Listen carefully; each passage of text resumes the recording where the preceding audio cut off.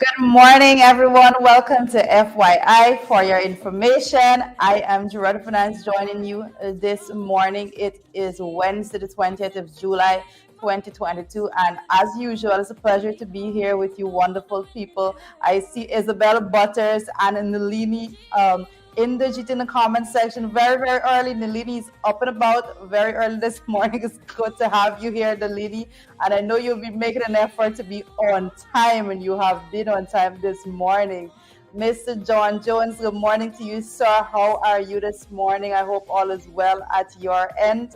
And Beatrice Selby, good morning, Beatrice. How are you? Are you on your way to work? Are you already at work? Let me know what's going on at your end.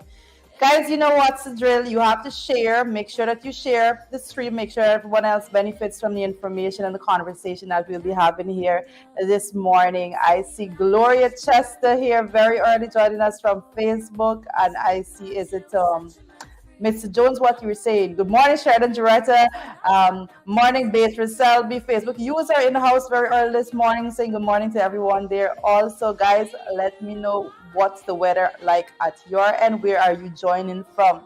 It's been quite a bit that I haven't been asking you where you're joining from, but some of you still come through. This morning, I'm specifically requesting to know your location, what part of Guyana you're joining from, or what part of the world you're joining from. Are you joining from the Caribbean, US, wherever you are? Let me know in the comment section. Shanette, good morning to you. Shanette, I hope you are great this morning. And Pamela Johnson, good morning to you, Pamela. Yes, Pamela says, good morning, my daughter. I'm humbled. I see Ayoba there this morning. Good morning to you, Ayoba. How are you doing? Pamela Johnson says, watching from Ithaca. Well, you know how I love people watching from Ithaca, so make sure that you have your neighbors tuned in as well. Matthew Dennison, good morning. Matthew, watching from Harlem, and why? Good morning to you, sir. I see a Facebook user saying, hold it down, you good? I am holding it down. I'm extremely good this morning. Mala Pandey, Pace and Power, good morning to you, Mala. And there you have Shara Duncan in the background saying Mala from Carmichael Street. You know, he knows these things. He knows some things. Viola, good morning to you. Viola listening from Brooklyn this morning. Bellamona, good morning to you, Bellamona. And I see Tommy Gibbs also in the house this morning. Good morning to you, Tommy. How are you? Wills Felix is it joining us from the BVI, British Virgin Island, in the house here this morning. And Tommy Gibbs, you know, guys, joins us from Brooklyn. Georgia is in the house here with James Smith this morning. So good morning to you. Long Island City, Queens is in the house this morning. Augustus, good morning to you, sir. What is going on at your end? I see it Fratia Phillips, good morning to you. Good morning. And we have the one and only from the Bronx, Edward Gonzalez, joining this morning. What's going on at your end? You know, I want to have a little bit of conversation this morning. Let me know what's troubling you at your end.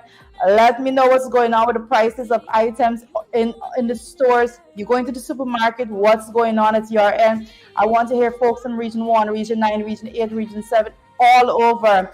Let me know what is going on in the stores. What are you paying for sugar right now? What are you paying for bread?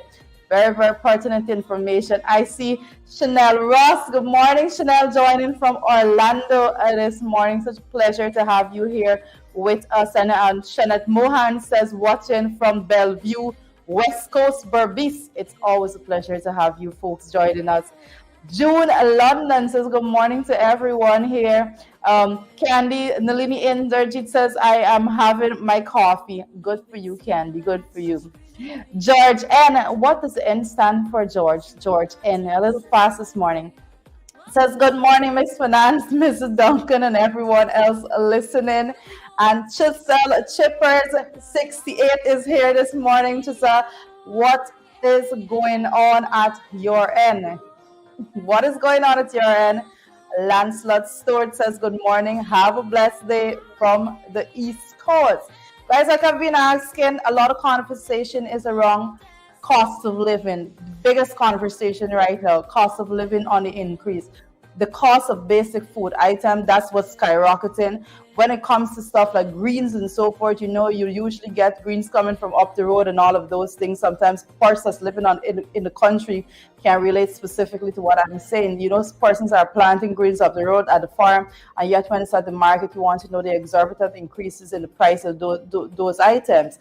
Let me know how is it affecting you right now. I'm seeing a new name there. I'm gonna call it out. Let's roll out. Let's roll out. That's the YouTube page just joining this morning. Says I think Elton Felix, if I got that correctly.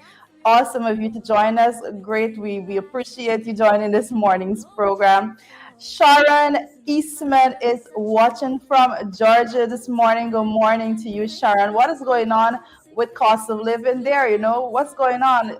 Guyana, we know we're feeling it at a different level over here, but we still want to know what's going on at your end. Lancelot Store said can't even find brown sugar.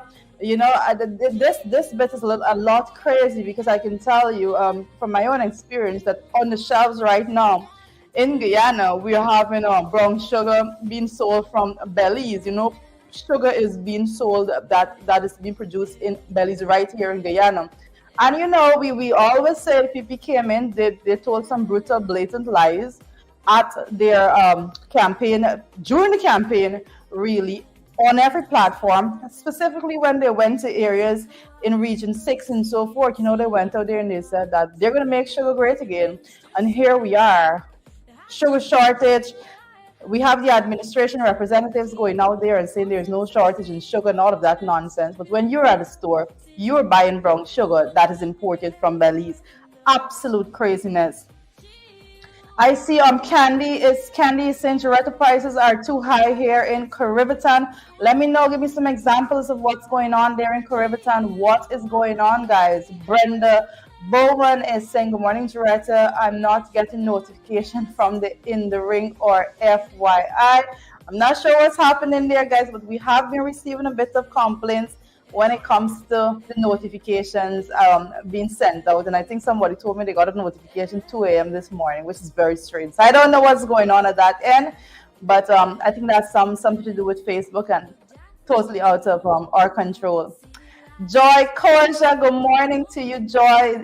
Blessings from Montreal. It says, great job. Thank you so much, Joy.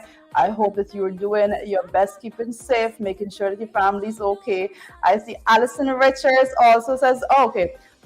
Allison says, down at the Chinese supermarket don't have sugar. But this is the case in so many areas right about now. Candy Nalini is saying sugar is $700 per pound. Candy, you definitely need to tell me where you're getting that pricing from. Sugar being $700 per pound. Candy, let me know what is going on there. I'm seeing Osman. Good morning to you, Osman. Don't think I missed your comment. And Sandrine Baird, guys, I'm seeing it. Just trying not to miss anyone this morning. Terrence Bowman is joining us from East Street, so good morning to you. But I definitely want to know where Candy is relating to sugar being at $700 per pound, because that is the highest price that has been reported thus far. And hey, Ramsroop says, happy Wednesday. Good morning to you. Well, Lancelot Store to same bread is $400. It's crazy. And I know this particular one, I think Sherrod even said yesterday that he went to buy 2 loaves of bread, and I think it was a small bag of tennis roll, and that was $950 in total. It says 6 more for $300. Okay, well, that's crazy over there. And Caribbean Skeldon. Okay, so Candy is saying in Caribbean Skeldon right about now $700 per pound of sugar. And one person to understand this is what is going on right now. Brown sugar $700 per pound. Absolute chaos on the market when it comes to sugar. This is the PVP administration went into office that promised that they are going to make sugar great again. They said that they know everything about sugar. They're going to make it great. They're going to do whatever it Well, it says Brenda Bowman is saying sugar in Linden. It hasn't gotten to that crazy price. If the sugar in Linden is $250 in Linden, it seems like some folks need to buy some sugar in Linden and drive up to Caribbean with it, based on the price difference there. Simone Hooper, what is going on with you over there, Belize? Belize is a huge sugar producing country. St. Vincent and the Grenadines recently announced that they have been told that no shipment of sugar will be coming from Guyana until mid-September. Simone, thank you so much for that. I'm going to be following up with that. The foreign export markets are registering a lack that is denied by our government. Well, that is very, very pertinent information, and I think that we need to definitely dive into that a whole lot. Candy is saying that cooking gas $6,000 and cooking oil is now $800 per small bottle. All right, cooking oil. Let us talk about the cooking oil a little bit. As you know, I personally try to buy as much locally produced items as I possibly can. And when it comes to cooking oil, one of the cooking oil that I try my best to purchase is the coconut cooking oil. And that has been produced right here in Guyana, right there in Esquib. Recently, I have been noting that the cooking oil steady increase of that price is particularly out of control. And I'm going to tell you that price has been doubled at the very least at supermarkets. That particular price, cooking oil, has been doubled to at the very least at the supermarkets. So it's very, very interesting where we're going with all of this. I definitely cannot afford to purchase the oil that I want to purchase right now. It's out of control. So I am totally in agreement with that particular comment. I know I saw in the I think I'm gonna have to buy myself an air fryer or something of that sort, because I'm not going to be affording the coconut oil that I so deem better than the others. So bread, I'm seeing the price of bread there being reported at $420 per loaf of bread there. $420 per loaf of bread. I want to make this very clear. We are currently, today is the 20th of July. The 20th of July, we have been talking about inflation. We have been consistently being on the message of inflation. We have been telling you that the projected inflation rate, that 4.1, and that Ashley Singh stood in the National Assembly in February when he read the budget, we have been telling you that figure will not be achieved. I went and I said it. You can go back and you will see that I've said it since then. They cannot achieve that. The economy is out of control right about now. When it comes to inflation rate, this is affecting everyone. This is not a PPP coalition matter. This is not affecting coalition people. Everyone is in the same struggle when it comes to these inflation rates. The 4.1% that was projected, guys, I am very sure at this point in time, as I'm sitting here right now, 20th of July, that we have surpassed that 4.1 already. We are only just past mid-year. We have a little way to go to get to the end of the year. The inflation rates are out of control in this country, and we have to call it out. I'm glad that you were sending those bits and pieces in the comment section. Stephanie Pearson, I see you there this morning, and Isabel Bottas says good morning, Candy. The comments is going back and forth between each other, but we have been consistently telling you, we want you to monitor the prices. It's absolutely necessary that you share in the comment section what is going on at your end. We cannot help but stress the need for the information sharing. So make sure that you get right now, if you haven't done it already, and share the stream. Share it right now if you have not done it.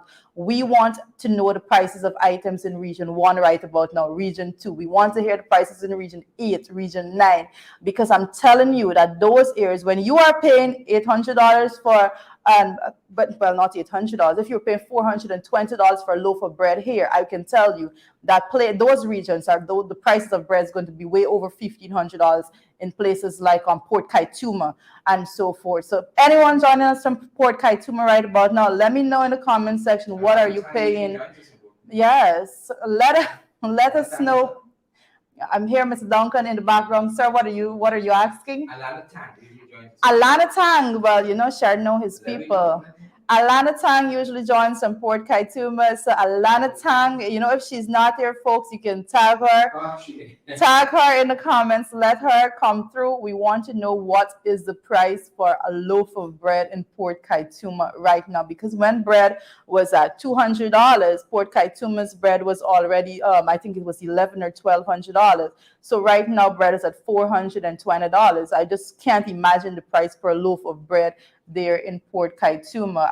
I just missed that comment. I can't pull it down. Ganesh Paul is in the comment section. I'm not going to be talking to him this morning. He was supposed to be here last Friday, but he's yet to come through. Normal size tomatoes for one.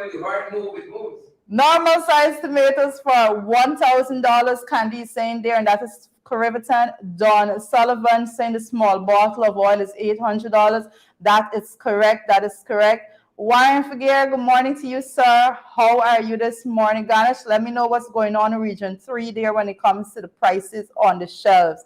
We are going to be hammering it because the cost of living, if people cannot afford to buy basic food items, what we're simply saying is the Guyanese, poor people in this country, is starving right now. That is the bottom line. Poor people will starve if the prices are not controlled. And you cannot, I see Gandhi saying that our transportation is too high for me to travel. Well, we get that. Transportation costs has been going up. I know when it comes to taxis and so forth, because of the increase in the gas prices, it's impossible for those businesses not to increase their prices as well, because they need to actually work to make some sort of profit. It's absolutely crazy what is going on the road. I know persons are complaining bitterly when it comes to the transportation costs. I hear you there on that one, Ganesh. Gwyneth Anderson with a comment of the morning. You need to be a friend of Sue. Gwyneth. Oh my goodness. Gwyneth, Sue is not our friend. Sadly, Sue is not a friend of ours. So we are here in this struggle.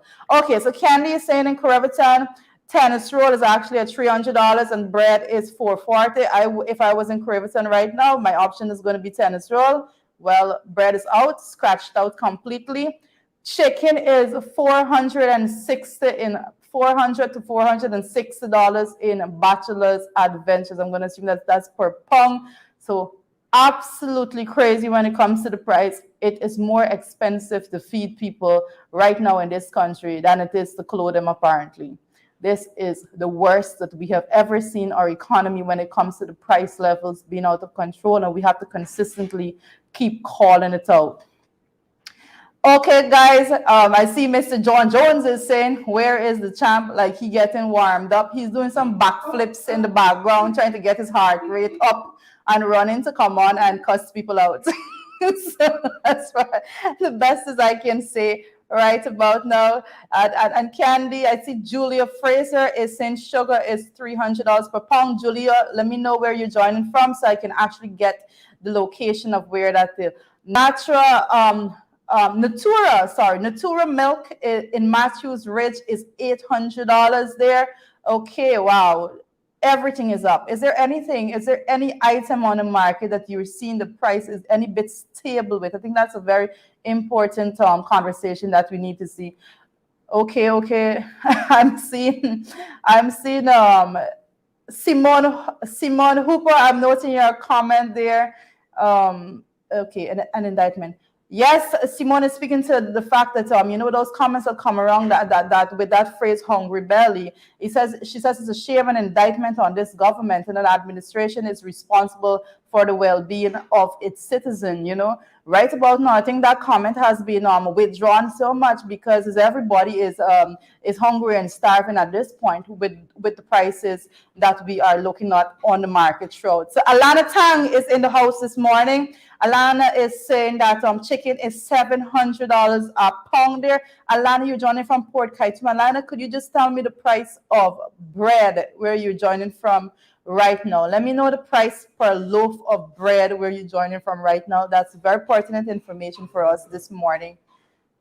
Let us know in the comment section there, Alana. Very, very important for us there. Whoever tagged Alana there, thank you so much for bringing her through. Petal Brown, what is going on? But Susan says that oil at her end is $3,000. And it's very interesting that we're calling out these numbers and all of that. But what's a more important number for us to look at is the fact that the PP administration was very proud recently to announce that the minimum wage for private sector workers will now be $60,000. The minimum wage for private sector workers is now $60,000 with these exorbitant increases in prices. How are these people living? It's a real question.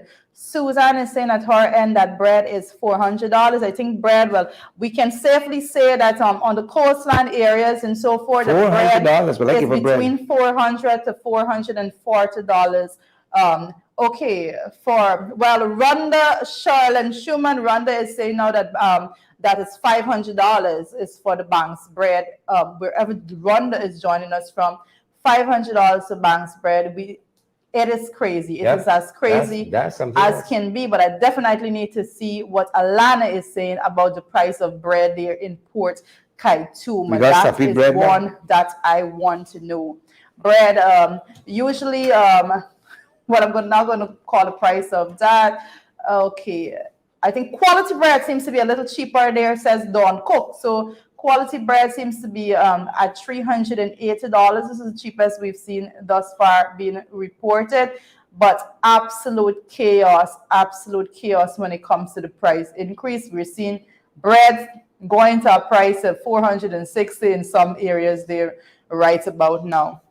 What do we do about all of this? There's absolutely no measure that has been implemented by the administration. They go out there and they tell you about international rates of inflation. I have to call out that I've been noting some articles in particular news outlets that was focusing very heavily on the prices of items in other countries, trying to make a very weak comparison and a very weak analysis as to what is going on here in Guyana. We have spoken to you quite a lot when it comes to the international market and what has been affected and so forth. We said very early when it comes to things like the price of fuel and so forth, we know with all that is going on and so how it affects the local market. But we also said to you that there's no way in hell that the administration can come at this point in time and tell you that the international supply chain is affecting your price of plantain right now. The international supply chain. Unless you're importing from Guatemala or somewhere like. Morning, folks. Good to be here. Good to be with you. Good morning to you, Mr. Duncan. Good morning to you, sir. Good morning to you, sir. And Mr. Duncan, how have you been? Good. Trying with the light here. You're trying with lights or with life? Trying with life, he says. Yep. Trying with the bright sunshine this morning. A little rain here and there and so forth. But you know how we're doing it. Good to have all you great folks with us. Again, just ensuring that stuff, gets done behind the scenes, and then we're good to go. And make sure the guys hearing us and they ain't telling us they're hearing us far. Thanks, guys. We have some good guys helping us at the back end. Thanks. You see, we have to give up milk. We gotta give up milk now. So it's black tea straight. No more choice. Now, Fazil, Bobby, Solomon says bread comes in different sizes along with the price and the weight of the bread must be posted. I like that. Listen, this is the definition of a drowning man with pictures of straw. Yeah. What size of bread you're buying? How weight is the bread? Have you ever gone to the store and bought bread? Give me a pound of bread. Give me a pound of bread. A pound and a half or a pound of Standard bread has gone up, I still waiting for the dressing to change by the style I was buying my bread and tennis. We know how that's going to go. Right? No change is coming. Mm-hmm. That's the reality. No change is coming. Mm-hmm. Right? Under these guys, the pun is intended, no change is coming. Well, actually, Alana is saying that it's not as bad as I thought, because when you're paying $400 per loaf of bread, Alana is saying it's $800 there, but I actually thought it was worse right now. So Atlanta, that's not as bad as I thought, but absolutely ridiculous prices, double the price of the coastline. And I always say to you that when we're talking about prices on the coastline, we must always remember that the farther up we go, the worse the price is, you know. So Correct is there right. you're seeing now in PK that the price of bread is actually $800. Yeah, yeah. Lots happening. So you got that happening there. Cost of living going up and so on. We got the Caribbean Court of Justice met yesterday. Yes. Yes. Did you say yesterday? Yes, I don't know. Caribbean Court of Justice met yesterday. I might be coining something there. Met yesterday. Interesting, folks. Very insightful what came out of that. But if we're ready to get to the morning papers, we can. Yes, let us get to the morning papers. Thank you so much, Sandra Brothers. I know Sherry didn't see this comment, but it says Doretta, your hair is hot. Alana says good morning, Sherry. Thanks very much, Alana. Thank you so much. Thanks, Alana. Thanks. And Chanel says thanks for valid information, guys. We can take that. You guys are welcome. Right? Sandra Broderson. Yeah, good to have you. The morning. Thank you so good to much. have you. As we continue this morning's program, it says this morning, yesterday we spoke of the fact of there was a gruesome murder in Madhya, and today's paper has been reported that a wanted bulletin for a man has been issued. A wanted bulletin has been issued for that murder there yesterday, and the bulletin is issued for a 48-year-old Dexter James.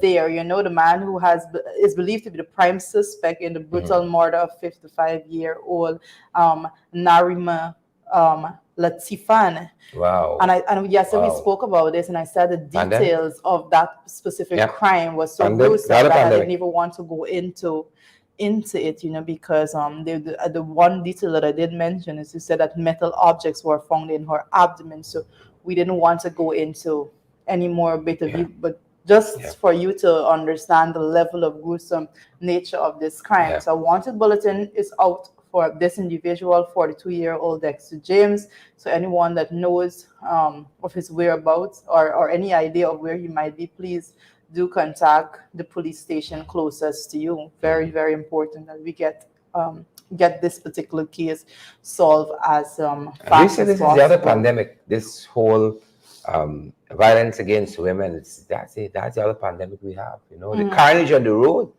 That's the other one we're dealing with. On the waterways, every couple of days, it's a boat turnover, somebody fell drowned, missing, that kind of stuff. Those are the other pandemics we're dealing with. Like 7 plagues since them boys come. Correct. But on the same matter, and I just said 48-year-old Dexter James, but also being reported in the newspaper that he's also known as Lemuel Alfonso. So I don't understand how that is. But Dexter James also known as Lemuel Alfonso. Yeah. So whatever name that anyone out there may know him by, make sure that you report him as soon as you can to the nearest police station. This is absolutely necessary that this investigation proceeds. Yep. I see Matthew Dennison is joining us, has an interesting comment. Natasha Singh Lewis, good to have you here. No doubt MP Natasha Singh Lewis has an NGO that's going to be helping in this area in terms of empowering women to make different choices. Sometimes in the what they do and end up in relationships like this or situations like this, that leads to this kind of foolishness.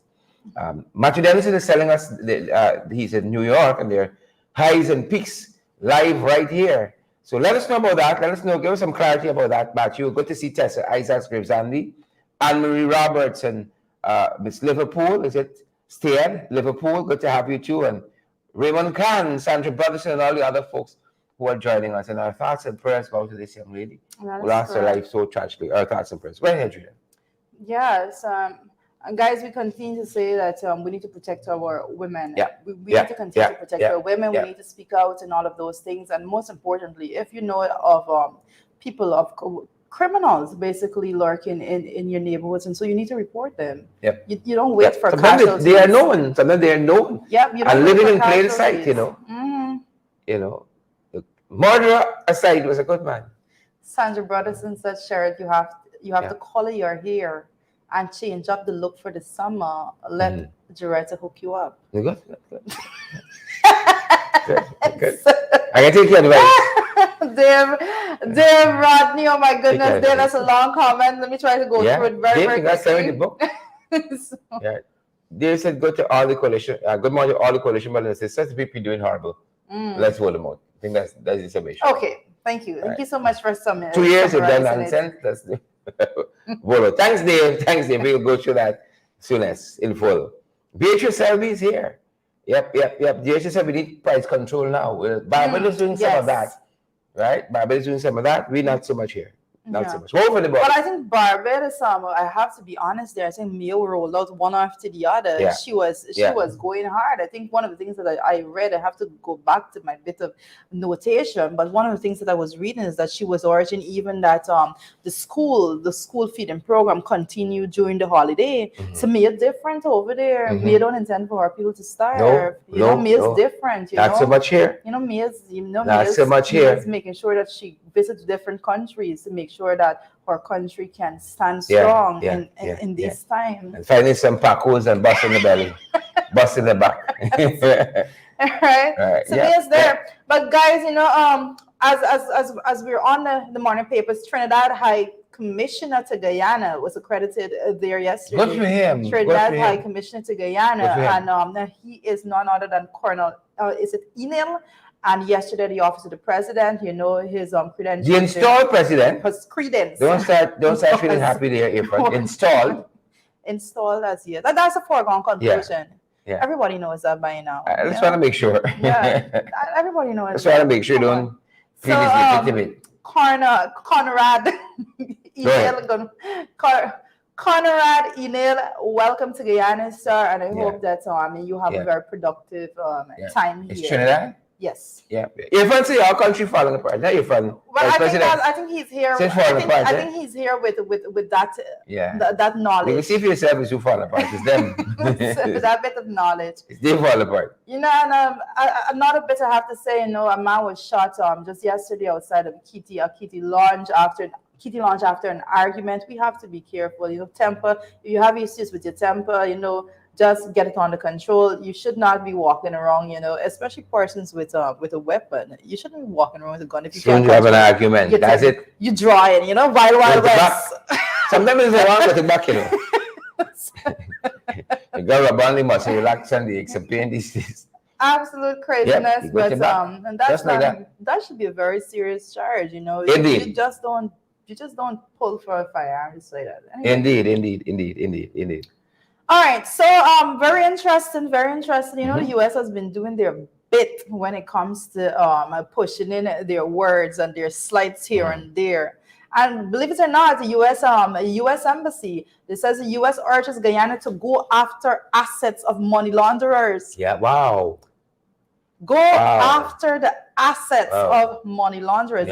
And the embassy launches a 2-day workshop on asset recovery there. This is just in case you don't know how to do it. Let's train you on how to when these folks came in, they shut down the state asset recovery units. I don't know how energetic they are going to be in going after asset of money launderers. But that is the important they were the ones shut down that conversation to have because exactly when they got into office, there was the state asset recovery unit. Exactly, the state asset recovery unit there, and they went and they shut it down. Now the U.S. is saying that this is something that you need because this is something that you need to go about. You have to be looking at this, and they're talking about the money launderers. But based on the Vice News report, we have a government. Government ministers, high representatives of the government, right there on the tape, boy. With the money launderers. The Chinese businessmen say if they weren't corrupt, that'd be surprising. Worrying. I'm happy that you got the word right. We'll be worrying if they weren't corrupt. Right? If they weren't corrupt. Interesting. Disrespectful. All right, guys. As we move forward, can we go into the morning brew right now? What's brewing, folks? What's brewing? Let's bring you guys from what's happening internationally, and this is what we're following, folks. Happening internationally, Russia is deepening its ties with countries like Iran. Yep. With countries like Iran. The Americans are not going to like this at all. And those peace-loving Democratic League of Nations, they ain't going to like this at all. Yep. But I think as it says there, Russia depends Iran ties against West. Mm-hmm. I think that Mm-hmm. that is the most interesting Mm-hmm. part of it. So obviously the Yeah. West is not going to be of anybody, Yeah. Yeah. unifying Yeah. forces when it comes to when it's coming Yeah. against them. The word against Donald is Javier was trained in Russia. Patrice Lumumba University there, yes. People thought he was a KGB operative and all that at one point. But watching it, watching I it, don't think that is. right? I don't think that would be proud. I don't know. Russia. No, but it says here, Tell us. Russia continues the war there in Ukraine. Mm-hmm. Ukraine is hit with more missiles, and this is something that and I said it before that at the beginning, there every single news agency worldwide, BBC, CNN, and everything heavily on this war between Russia and Ukraine, and then as the time went by, and over every single time it happens, matters overtake that. More current matters come up and has to be dealt with, and that keeps That's the way the world works. Back. As it is right now, Russia is still sending missiles into Ukraine. Still at this very moment, and I have to say that I'm very surprised with the way in which Russia's a little embarrassed at this point because they expected to wrap up this thing by now, right? Mm-hmm. They expect to wrap it up by now. It's like the people in this economy, they're embarrassed. Ashley promised economic dynamism and so on. Same thing. They promised to make sugar great again. Yeah, quick victory. We have tea bag without any sugar this morning. And normal. It's Science of the Times for process. Science of the Times. It's what it is, It's what it is. No milk, no sugar. I don't hold my cup right there, still. But in UK too, they got some things heating up there. You all know Boris Johnson effectively resigned the other day. Well, a number of people have stepped forward and chasing down the the premiership there, and it's now down to 4 persons. And again, they told us overnight that the former finance minister, Twitter, the former finance minister is holding on to that leave, Mr. Rishi Sunak. He is holding on to that that leave there. But again, Rishi Sunak is of Indian ethnicity, and that has raised a whole anstess where racism is concerned. But qualified, excessively qualified, we have to say, right? Excessively qualified. Unlike Irfan. But that being said, we saw some footage recently. A guy was on, I think, TikTok, and he's railing against a British citizen, Caucasian, railing against an Indian being prime minister because I guess what he wanted is to say he doesn't share all of our history because his parents would have come here from someplace else. He doesn't understand all of our history. Right? You're born there, right? But somehow you don't understand all the history. You don't understand the struggles beyond a certain period and so on. So well, this is real. Well, so nothing to do with qualification, nothing to do with capability, but just rank racism, right? And this is what people don't understand, This is what them boys there in Rock Street, at that jailhouse there, is that Freedom House. Man said in the thing last evening, we showed the kidnapping villages in this country. The jailhouse, the kidnapping, right? He said that what we don't understand, Rita, once you come off these shows, always black. You can imagine you being you born in England, went to the best school, family got money, and then by said you're right for this thing. Right? Because they say your skin, the texture of your hair. Right? And we who got the free space, who could be working together and building this country, we leaving to go there to live as third and fourth class citizens, never accepted. He's born there, but he's just Indian by way of ethnicity. Yeah. And there's a pushback. An Indian fella can lead us here. An Indian fella can lead us here. That's something else. Regardless of his level of qualification, it's crazy. But I know the question is being asked, and whether or not people need to make a decision whether or not they want to push forward for betterment of the country, or whether or not they want to hold on to race. That's like the PPP party, A black man could never lead this party. That's the racism right there. And then they come in and say they love you and they care. And you have people who believe, black man can lead we. That's the thing right there, you know. But they don't see that racism. They're in it so much the whole life, right? And this guy who was talking naturally. He's Indian, right? Qualified, bright, come from money, and people are saying, all because, my God, we're in a bad place. That's correct. We're in a bad place. So we're following that. The field is now down to three to four. Four, Yeah.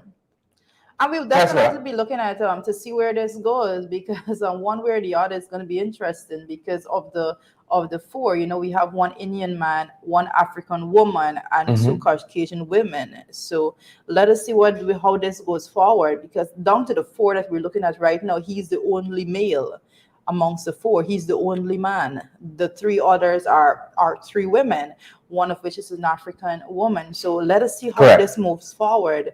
Very, very interesting times, you know, and I have to say that what went on in the US when it comes to the Barack Obama presidency and so forth should be something that now they're looking back and longing for Obama, praying that he could come another term. Right? You know, well, Obama's like white. Best life. We like white, and y'all get Trump. And how to work out for y'all? We like white, and y'all get Boris Johnson. How to work out for y'all? You know, so Sunak in this recent ballot, because you know there's stages in the ballot. Sunak got 115 votes. This is Rishi Sunak, 115 votes, and he's been improving because the last round he got about 85 and was top of the pack. Yeah. He got 115 here. In the ballots of the conservative lawmakers on Monday gone. Yeah. The former defense minister, Penny Mordaunt, she got 82, and the foreign secretary, Liz Truss, got 71. Correct. And then the former equities minister, Kamini, Badenoch, got a fourth with 58 votes. And so this is the four that is currently being featured. And there's another ballot to be taken this week that's going to cut down this back, I think, to 2.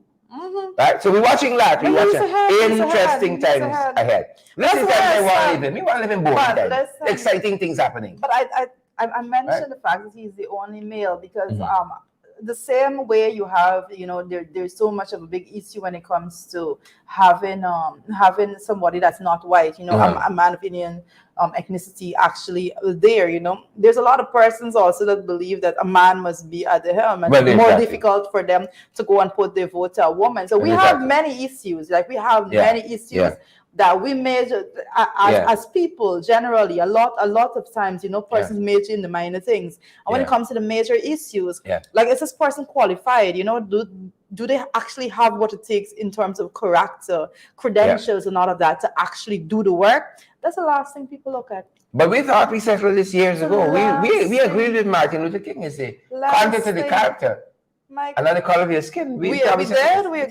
We thought we settled it. Yeah. You know, but it's all good and nice, but then when the rubber hits the road and it was tested to see who actually believed it, it's a different story. We are where we are right now. Yeah. It's always in the test, you know. The proof of the pudding is always in the eating. And so we're following up. But look at what we're following closer to home. Well, at least in the region, in Trinidad, then women making a difference. You're just talking about women and so on. Yeah. Men think, folks think it's men must do it and so on. No, these women here, boy, these women making a difference, right? And we got who? Well, let me just say that for the persons that love sports, and I have to say that there was this era of all the excitement, especially when it comes to the 100 meter with Usain Bolt, and everyone was glued to their television when it comes to the 100 meter with Usain Bolt. And I have to say, you know, I'm super proud of the women right now, and we see Jamaica is leading there, you know, 1, 2, 3 at the races, and I have to say that right now, as it is, persons are glued to their television when it comes to the women 100 meter at these races, and so we're super proud of what is going on. So we got Sharika Jackson. Well, for folks that don't, I don't have shared this into these races as much, but guys, you would know that Shelly Ann Fraser, Shelly Ann Fraser Price, she has gotten her 5th gold medal there for the 100 for the 100 meter. I have to say that I think she's now greatest of all time in that area. Yeah, she is. She, you know, persons refer to her as that the greatest of all time. There, Sharika Jackson got her silver medal, and Elaine Thompson, I think she placed she placed among the three for the first time there at these games. So super, Nice. super Congrats proud for of Caribbean them. women And, yeah. doing well in the athletics field, doing well all wrong, doing well all wrong, you know. And congrats to them. Correct. And on that note, whilst we're talking about what they are doing there, I have to say that, you know, we have our own, you know, Alia Abrams, you know, doing her best. And now that she has a race of her life that's coming up there. And I know good words have been coming from Marianne Barnett as to, you know, give it all you give it all you got. I think it's been quoted to say run like it's the final. Right. Gotta do what you gotta do. We have to say that we will be rooting, and we will be rooting for our very own dear Alia Abrams, and we have been super proud of the work that she has been doing thus far in sports. We know the challenges of young people when it comes to sports and coming from here. We always push. I always push, and I said I didn't need excessive resources channeled into this department, but she has been doing us extremely proud. Thank you so much. Keeping the flag flying high. Well, I hear the term super duper proud. Super duper proud. That's how we. Yes. Yeah. But into the local, going into what is happening on the local scene, Sharon is going to take us through right now. You know, Chinese landing, guys, you know, Isinero issued top priorities for the new to show council executive as a chair. Yep. Yeah, we have Derek John is the new chairman of the National Two-Shows Council. But let's see if the Two-Show Council, because you know the PVP try to put in exactly who they want there. It's not by chance that Derek John is in there. So let me just say that first and foremost. But let us see if the Two-Show Council can pick up on this in the way that it demands, and it demands that justice be done on the situation. There's been 2 international decisions handed down on Chinese landing and the Isinero issue. And you have also the other one at Marudi Mountain. There's another land issue. But I was happy to see the Two-Show said, the new chairman said, that this issue of mining and the indigenous people to be able to benefit in a meaningful way, it affects a lot of the indigenous communities. But these stand out again because of the international decisions that were handed down on them. So we're looking to see that the new Two-Shows Council leadership, that they walk the walk and talk they're talking the talk.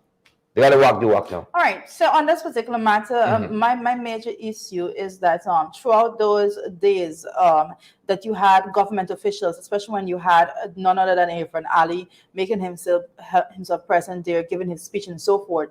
The headline, this particular headline that we're looking at right now, it says that saying Chinese landed and Isinero issue top priority. I wanted that to say Chinese landed and Isinero issues top priorities for the government, right? Because we would know, let us not get beside ourselves, the National Two-Shows Council, the new executive, could go with all their might and force to get this. If they do not get the support of the administration on these particular issues, that's why I was saying that it made no sense to me that you had Irfan Ali going there and speaking about, oh, we're going to give this money, we're going to give you this money so you could split it up in the various areas so the work can be done. It makes no sense in him going and say that when he made absolutely no commitment to these issues, these real issues. So now when it's all done and over, and he's back where he is, and the council, the executive now is left to fend for themselves with the real issues. These are the real issues, and that was the issue that I had from the beginning. That it was not being addressed by the members of government. And there they are. Let's deal with it on their own right now. And this now takes us into the big issue this morning. You know, it's a holdover from yesterday, because we were asking this question yesterday. Is justice blind in Guyana? And we were looking at that indigenous gentleman who was in prison for 9 years without being indicted for murder and on remand for 9 years. They just say sorry and they gone on now, right? But we want to take this discussion in different context this morning in the light of the CCJ hearing yesterday and what the justices at the CCJ were trying to tease out as issues in this whole scenario, right? Tease out in these issues. First and foremost, folks, share the live for us. Please, make the shares look good as you guys are on. And make the emojis look good as well. You know, you got to smash that emoji button for us.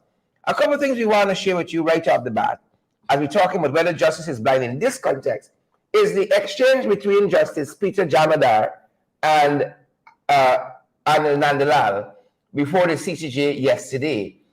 because one of the main contentions here, Juita, as we were discussing, is the whole issue of whether the Court of Appeal has jurisdiction. You know, they were strong on this, but basically, they don't want to contend with the substance of the elections petition. They don't want to contend with that.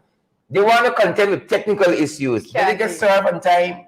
You know, could the Court of Appeal look at this matter? Not the substance. Major in the minor. Right? Majoring in the minor. Well, the exchange between Justice Peter Javadar yesterday and Alan Andal is telling, because it looks as though, from the teasing out of the issue, that the justices feel that the court has jurisdiction. I think there's where they're heading. I think there is where they're heading on that. So that is what we were that was what we were discussing, and the whole exchange has been quite interesting.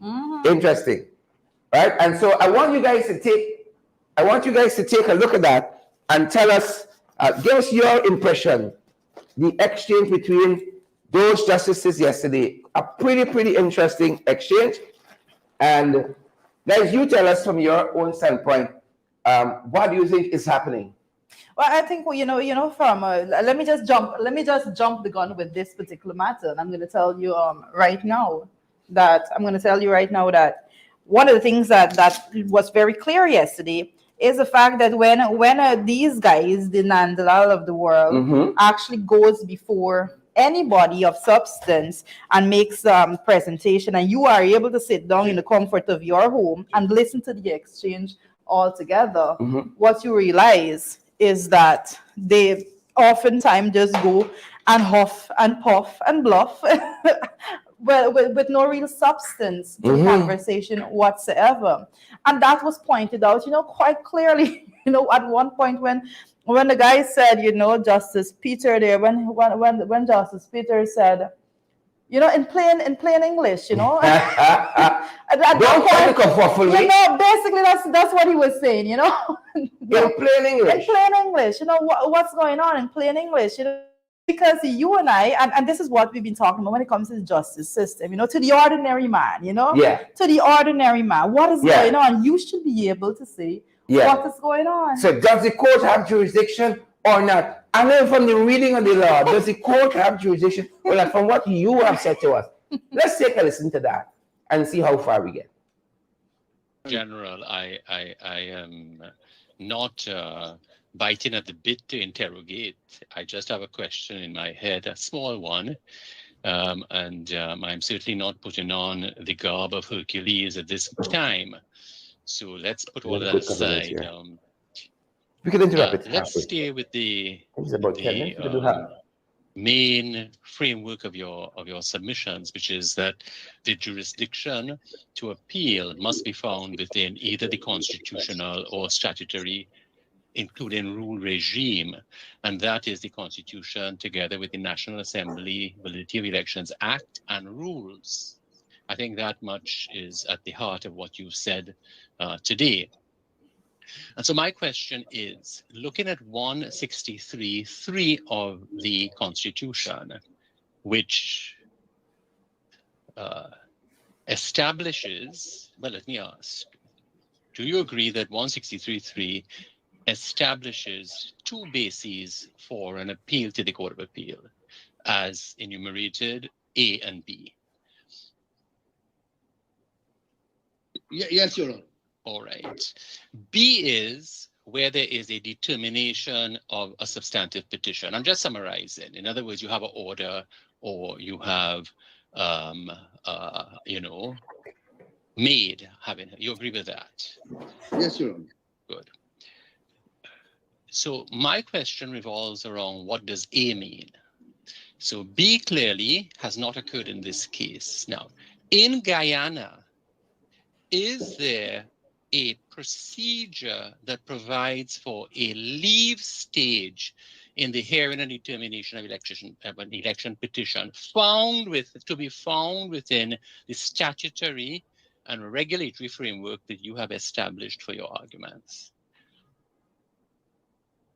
No, Your Honor, but the courts have... Oh, no. Before you reach the courts, let's stay with because your argument was premised on a principle, as I understand it. I will hear what you have to say about the courts in a moment. I just want to stay within the framework of your argument, because your argument is the court's decisions, all the courts, you say to us, do not undertake this Herculean task because you are limited. An appeal must be grounded in statute, and in this case, you are limited to 3 documents: the Constitution of Guyana and the National Assembly Act and the National Assembly rules, because those are passed pursuant to the Constitution by Parliament. And so that's what you call the regulatory regime. I'm fine with that for now. You say that courts must not do anything more. So I'm staying within that framework for now. So what I'm asking you is, and I think you have answered, this constitutional statutory framework does not provide procedurally for a leave stage in the hearing of election petition. For example, in public law, we all know in judicial review that is so. You can have a Judicial Review Act, you can have your CPR rules in which there is a leave stage, or in an application, an appeal against a question of costs only, most of the common law jurisdictions, you must, by statute, you must get leave of the court to appeal. So we agree then, for now, that there is no statutory structure which includes a leave stage. Yes? That's correct, Your Honor. Yeah, good. My question, therefore, is this. When 3A says an appeal shall lie, I assume as of right, to the Court of Appeal from a decision of the judge granting or refusing leave to institute proceedings, my fundamental question is, what does that mean? Because we have no leave stage. In other words, let me use an analogy, and then you can respond. In judicial review, you make your application for leave. That application could be resisted or not.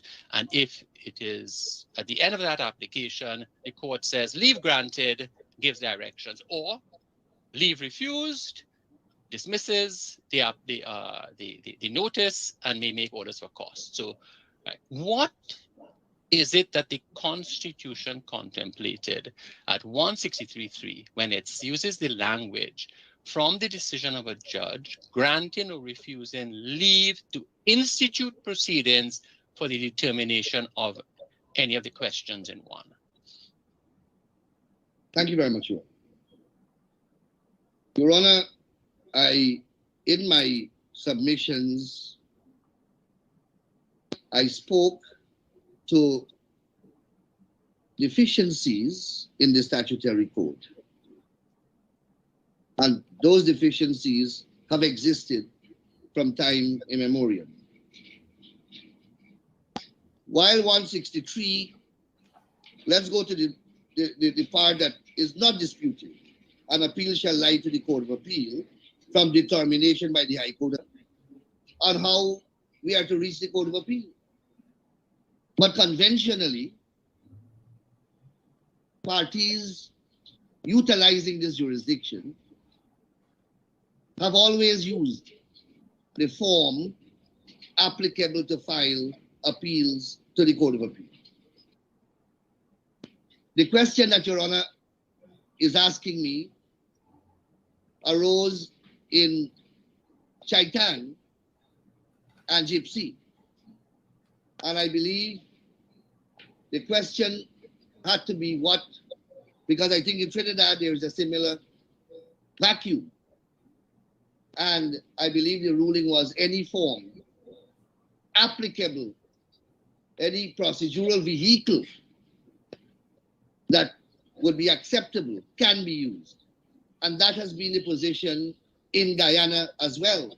In fact, Mr. Attorney General, yeah, I understand the John Doe principle. I'm good with that. I'm asking something a little bit different, I think. I don't know if I've not expressed myself clearly enough. I am not on where there is a lacuna, where there is a right provided and there is a lacuna in the provision of a process that the court must find a process to give effect to the right. That's a John Doe principle. That's fine. So if there is nothing that says, that's fine. So if there is nothing that says how you appeal, but the Constitution gives you a right of appeal, then of course the court provides for a reasonable procedure. I'm not troubled by that at all, but I'm not asking that. You are right. 3B is clear. A ground of appeal is where there has been, remember we are on a question of ground of appeal and jurisdiction. A ground of appeal, a right of appeal, I should say, sorry, lies where there has been a determination by the High Court of any of the questions at 163.1, i.e. the validity of election petition. All right, so wherever there has been a determination by the High Court, Chief Justice George heard the case and decided yea, no, nay, in between. There's a determination. 163.3b says you have a right of appeal. Work out the procedure if you don't have one. You have a right of appeal. Now, what I'm asking is about 163.3a. 163.3a also gives you a right of appeal. I'm not talking about how to appeal. I'm a priori. How? It gives you a right of appeal. My question is, what is the right that is being given at 163.3 where it speaks to a decision? You must have a decision. So let's look at it. You agree you must have a decision of the High Court? Yes. Attorney General, looking at the section, do we agree we must have at least a decision? Yes, granting or refusing leave. Right. 2, institute proceedings. Yes. So wherever there is a decision that either gives permission or refuses permission to institute proceedings, proceedings for what? To determine any of the questions at 1, i.e. validity of election petition. So my question is, what does it mean to say that wherever you have a decision that grants or refuses permission, I'm substituting the word permission for leave because we have no leave process, to institute proceedings to determine a question, you have a right of appeal. Is that what this is saying? On the plain English, tell me what, first, maybe let's do it in a simple, in a structured way. What does the plain English of this mean? No. Before we, don't tell me about courts and interpretation of court. Let's just look at the plain statutory language that is given this right of appeal. What does it mean? The statutory. Yep. Plain English, Rita. You know, people think sometimes, Rita, and you know this as a student at both the undergraduate level and at the master's level. If you get a one question exam, you know, you're in good stead. Right? A one question exam. Mm-hmm. You're good to go. Mm-hmm. Right? But this exam here got a little busy here, boy. Busy here. In plain English. Yeah. In plain English. Right. English is the mother tongue. Plain English. Yeah, I was happy when I was happy when he asked that question because you know, one of the things, you know, Justice Peter, that's his name, right? Peter Jamadar. Good. When he asked that question, you know, he said in plain English. And for all of us, you know, that is out here, that is not like Mr. Duncan. We're not students of law, right? Plain At English. that point, I knew that, you know, we weren't the only people sitting there like, what is Anna trying to say? What's happening here? At some point, you might have questioned yourself and said, you know, this is too much legal language. You know, you're not just not understanding what Anil was saying. Yeah. But Justice Peter wasn't getting it himself. Yeah. And he wanted it in plain English. Yeah. And so did we. We wanted Yeah. whatever Anil was trying to say in plain English. You know, And the so rest of that he is spoke for only all gets of us. worse. It only gets worse. It only gets worse.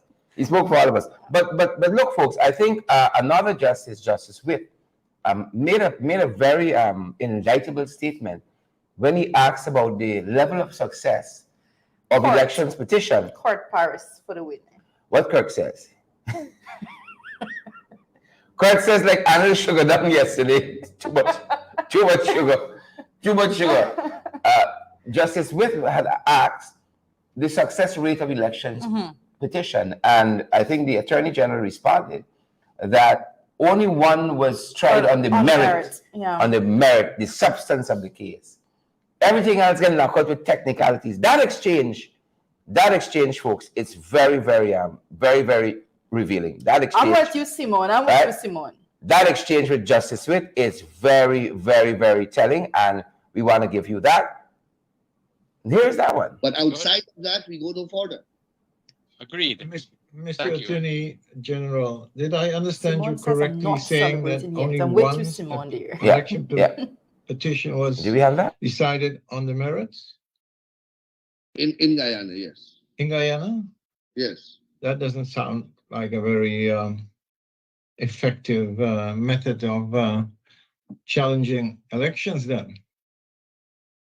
Let's bring it back. We don't know if we took it from the top. We want to get it from the top. But outside of that, we go no further. Agreed. Mr. Attorney General, did I understand you correctly saying that only once an election petition was decided on the merits? In Guyana, yes. In Guyana? Yes. That doesn't sound like a very effective method of challenging elections then.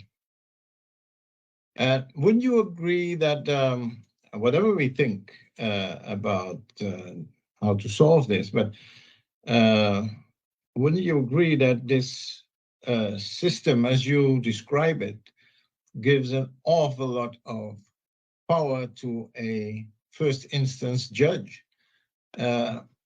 Because the judge can use any procedural device to torpedo the whole issue.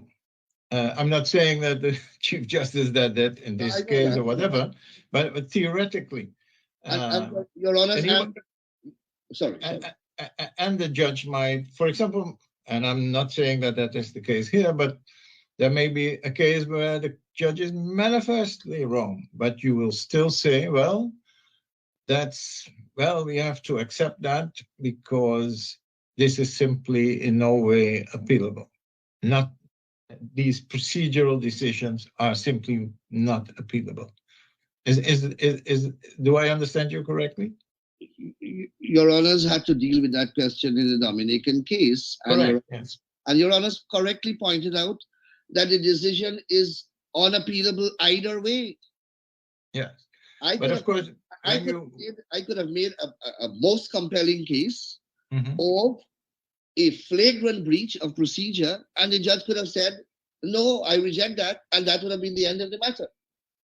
And that is the nature of the jurisdiction. Yes. Because the larger policy directive is governments have to get on with the business of governing. This concerns the election of members to the National Assembly and the formation of government, which underpins the rule of law. Yes. No, and you said that very elegantly in RAM. Yes. No, we understand that, and it has been expressed by this court. So, that is fine. But I understand in this case there were two petitions, and one was stopped because of the procedural issue. Another one was allowed to proceed, correct? I can't recall what's the status of the other one. Yes. I can speak to this one. I can't recall right now. So, looking at it in a very distant, from a very distant. So the system is very eager to punish, let's say, a few days delay in service, because that is what we're talking about. But then we are now 2 years after that election. That one petition that was allowed to continue is still somewhere. And Guyana is not the only country where this happens. It would seem, when I read these cases, that they take an awful long time. So what about this urgency to deal with these things quickly? We all understand why that is necessary, but in practice, there doesn't seem to be that urgency. Well, Your Honor, you are possibly far better placed than I am to speak to the alacrity with which the judiciary must work. Yep. Yep. And you know, folks, as we listen to that, as we watch that, it is not whether or not you win the case. You know, they got something in law called arbiter dicta. You know, you got interesting issues that are tried in that main case that may not be central to it, but it's instructive to see people looking in on your legal system and saying, you know, you knock out a whole case, a whole petition that could go to the will of the electorate because it was served late. But that another petition is in the court for 2 years, and the attorney general of a whole country don't know where it is in the legal process. That's not what he said. That's not what he said. He said there that he can't remember. He can't. Same thing. No, he said he can't remember if one was kicked out and one proceeded. It's worse. You don't know what was the status of it, where it is a whole attorney general, and his government, you know, the fate of his government could be determined in that case. Yeah. But you see, when you know, when the system, you have to know, right? Because in your mind, don't see the light of day. So why worry about that? Why you got to worry about that? A whole attorney general. An election petition is not an ordinary misdemeanor case. It's an important case, and that is why they're trying to knock it out on technicality. They don't want the substance of it to be heard because the very quote unquote, if there's any legitimacy of their government is at stake. Especially when it comes to any bit of electoral reform and the direction that should take, you know, the election petition is very, very necessary to be heard in order for us to proceed in the right direction when it comes to electoral reform and so forth. Very, very pertinent. I think it is embarrassing, to say the least, that the Attorney General of the country could literally go and say that he can't remember. And what is important too is to hear Justice Witt looking at the system from outside, saying, again, you can knock out a whole election petition because it's served a day late. The urgency to punish. 2 year, the thing is in there. The other one, there's an urgency to punish because the thing a day late. But there's no urgency to hear the other petition. 2 years. 2 years. Right? Now, if we say that here, it has no effect. When a justice of the CCJ says it, it doesn't matter when you win the case or not, you know. That is down there. You can refer to it. You know, Justice Witt of the CCJ said there is no urgency. And the Chief Justice is listening, you know. Right? And the Court of Appeal is listening, and they have to make sense of that. Yeah, and he made a very important point. He's like, what exactly are you saying? That there should be no basis for an appeal? It's not a matter of how long it was done. And this is the practice. It takes time. That's not that. Right? The justice system has to be efficient, and 5 and 10, 15 years here cannot suffice. That is the point the justice is making. And he just says not only here, but he says that the urgency in which you penalize people for a day late, and you 2 years late. Who penalizes the court? That's why we're asking the question. Is justice blind in this country? And he's absolutely correct. You know, you're looking at an election petition that challenges the very seat of the AG that is there represented in that matter. You think he wants to see it move quick? Right. But if you look at what is in the delay, how long are they going to take to hear it? They're going to take 5 years to hear it, and then come back and say what? Well, the coalition was right in their argument. But they don't lose 5 years because you can't take it back. But the PP had government for 5 years. Yes. Right? You don't do a set of... You were punishing there for 5 years, right? Yeah. They are wielding the power of government for 5 years. 5 years. So they have no interest in making the system efficient because it serves the purpose. And he said that... And a legal government for 5 years. He actually said that the government is then... This is a matter in which ministers are sitting there and all of that. You got to get on. You got to get on with the business. You got to get on with the business, you know. Got to get on with the business of legal government too. That's basically, I think, in everything he said, is the only thing he stopped short of saying is that he doesn't even believe that there should be any case of election petition. You know, I want people to understand. We're like you guys. We're getting excited. We've been here before. We've been here. Right? The point we're making, it is insightful to see the other things that are being pointed out, because you can have a system, you know, and again, go back to what the same CCJ told the DPP quite recently. Don't make broad statements about the gentleman in the Anissa Gopal case. Yes. The woman said, the justice says that those issues have not been tried. You see, it's only when the issues are tried before the court all we got is opinions, you know. You hear Anil talking a whole bunch of stuff. That is his opinion. That's not the law. When the CCJ decides, that is the law. When the High Court decides, that is the law until the CCJ overturn them. That is the law. It's not what Anil think and you hear the whole set of, you know, total confunction nonsense. You think this guy back. When CCJ decide, that will be the law. Yeah. Right? You know, and it's not how long the thing has been going on like that.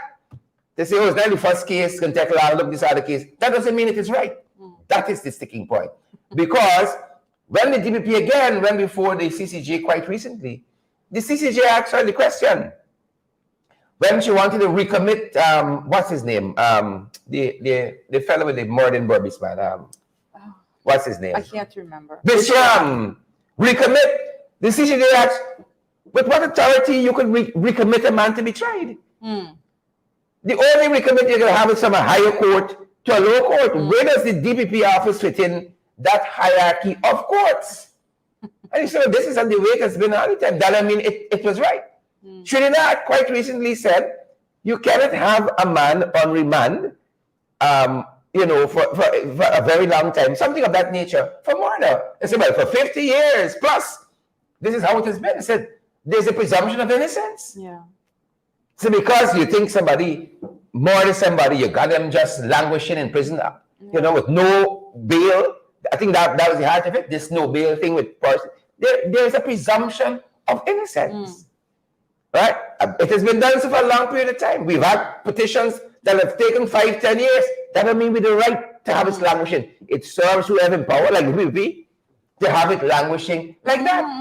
You remember the 1995 elections ended up as a petition. That's the one that took a very long time. It was 97 that were vitiated. Correct. It took a long time to be heard. It may serve the administration to have it move slowly like that. Right. So very interesting things, though. Very interesting, insightful bits. Coming out from the CCJ yesterday. Sitting in the seat of the Attorney General, you know? You think he wants to see it move fast? You think he wants to see the petitions move through the court in lightning speed? And again, the point is that Justice Witt is making. For all kinds of technical reasons. You could torpedo, I think that's you can torpedo. Torpedo. An election for all kinds of technical reasons, and you never hear the substance of the case. About that, and you always have it in your mind, something wrong with that. But to hear the language and to see it articulated so clearly before the CCJ. In plain language. In plain English. That Anil should understand. In plain English, right? Is something else. But folks, I think that's the time we have today. That is our time. Y'all share the live. Y'all smash that emoji button, folks. Hundreds of you watching us, and we're so grateful. The man doesn't know where the other petition is. Right, so great. He don't know. I want Attorney General, two important things, like in elections petitions, too important. Is that every day is having an elections petition?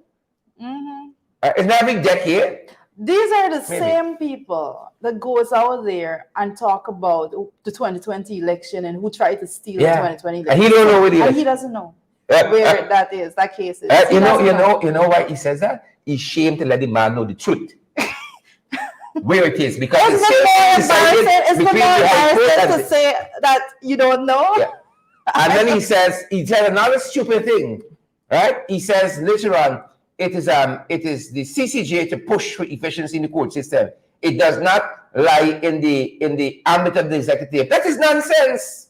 That is nonsense, because the government could set the pace and say this is the kind of efficient judiciary we want, and be able to push the legal framework. What do you have Parliament for? For nothing?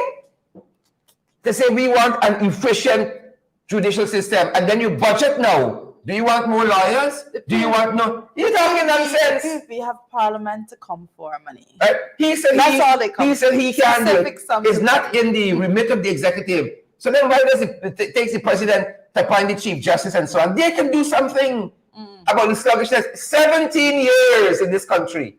You have not had an agreement between the leader of the opposition and the president who should be the Chief Justice and who should be the Chancellor. In whose remit is that now? If you can speed up things in the court system, things in your own remit you're not dealing with?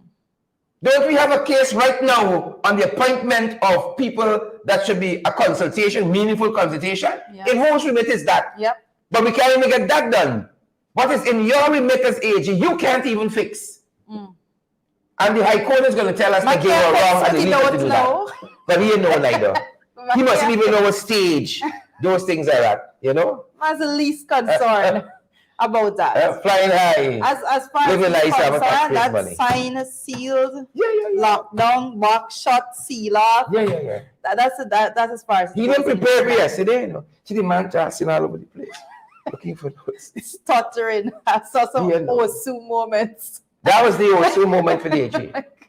It was horrible. It was absolutely atrocious. Yeah. But like again, we were saying that, you know, we're not getting excited. There's nothing to celebrate as yet. This is just that's just preliminary that was preliminary. But very, very pertinent information that we can speak about. And as we've been speaking about it this morning, all that is being said, you know, things that we as ordinary Guyanese, you know, persons are not students of law like myself, you can agree with. You can say, how do you just put a stop to throw out a petition because of a late notice. Something is wrong with that. Right?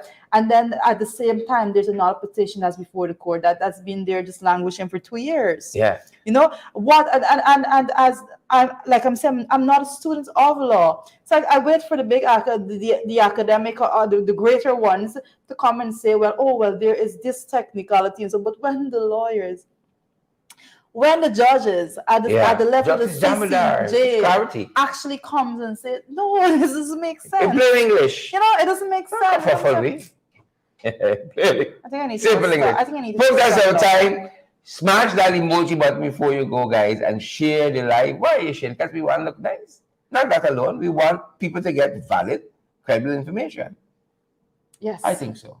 That is the core reason for us being here every single day. Guys, thank you so much for joining us. Make sure that you do what Sherry just said. Share the live. Make sure that you get the credible information circulated. It's your task to do that.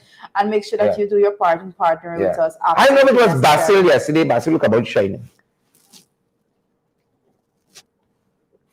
That's our time, folks. We're on Zelle, PayPal, Cash App, MMG, MoneyGram, Western Union.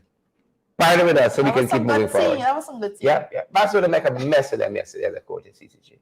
See you, folks. That's our time. That's